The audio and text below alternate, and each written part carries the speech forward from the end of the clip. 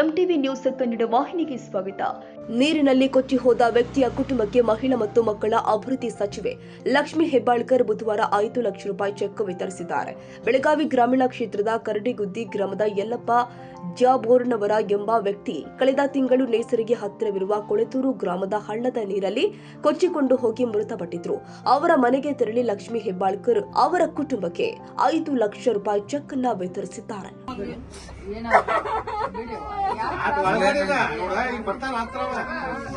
ಈಗೆಲ್ಲ ನೋಡಿ ಅಲ್ಲಿ ಬಿಟ್ಟು ಹೋಗ್ತೈತೆ ಅವ್ರಿಗೆ ನಾವೆಲ್ಲ ಹೇಳಿ ಅಕ್ಕ ಹೇಳಂತ ಫೋನ್ ಮಾಡಿ ಸಾಹೇಬ್ರಿಗೆ ಫೋನ್ ಮಾಡಿ